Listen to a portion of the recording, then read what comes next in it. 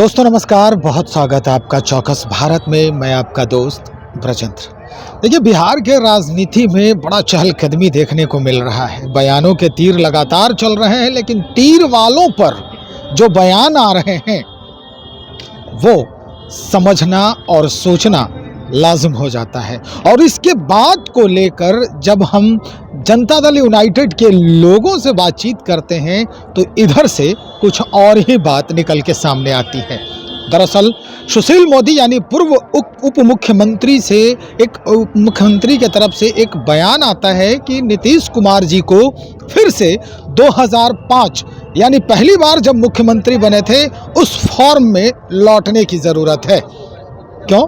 क्योंकि नीतीश कुमार अपनी वो पहचान शायद खो रहे हैं।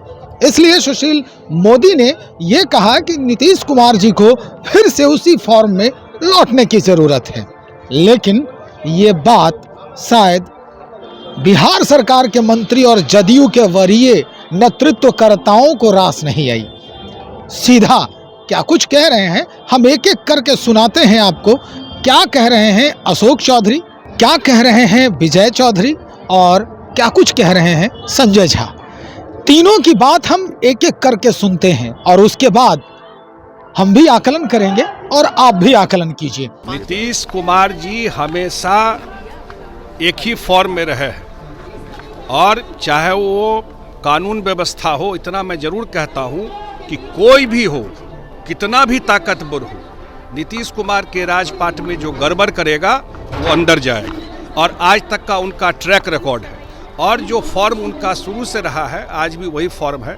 उनके फॉर्म में कभी कोई कमी नहीं रही। बीजेपी वाले 2005 के बाद क्यों करने लगे अचानक से? नहीं, 2005 में तो नीतीश जी मुख्यमंत्री बने और उस समय से काम करना शुरू किए और उसका एक इम्पैक्ट बिहार में दिखाई पड़ने लगा और तभी लोग लगातार उनके नाम पर, उनके चेहरे पर वोट देते रहे। ये तो पब्लिक डोमेन में है, लेकिन इतना मैं जरूर कहता हूँ जो उनका फॉर्म है वो फ्रंट फुट से बैटिंग करते रहे हैं 2005 से और आगे भी करते रहे। सीट शेयरिंग में बार बार देरी हो रही है। कहाँ देरी हो रही है? लालू जी भी गए थे।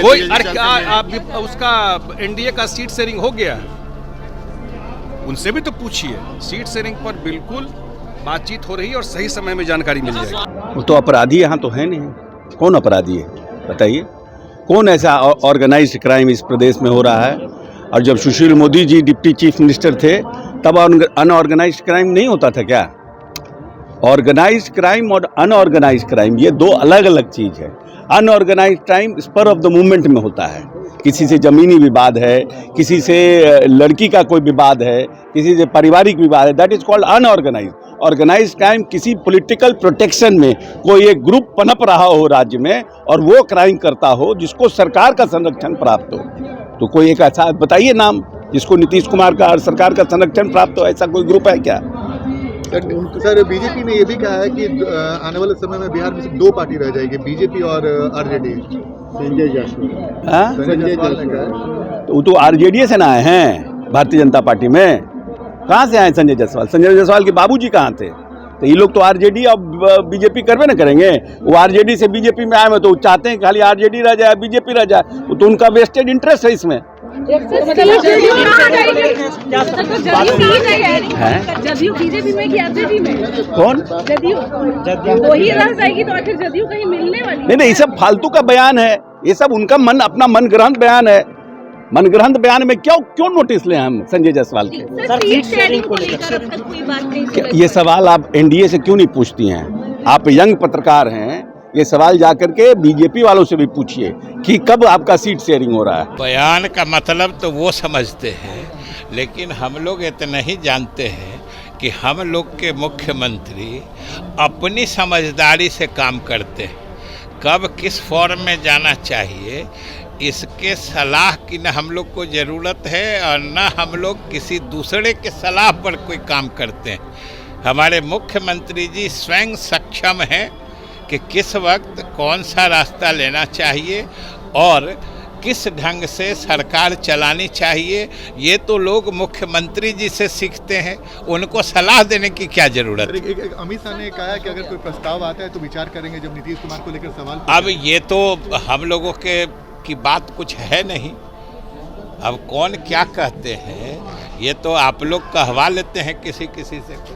तो सुना आपने, जिस तरह से संजय झा कह रहे हैं कि भाई हमारे नेता को यानी नीतीश कुमार जी को ये सलाह देने की जरूरत नहीं है, हमारे नेता हमेशा फ्रंट पे बैटिंग करते हैं और यही वजह है कि 2005 से लेके 2024 तक अपनी एक पहचान कायम कर रखा है नीतीश कुमार ने।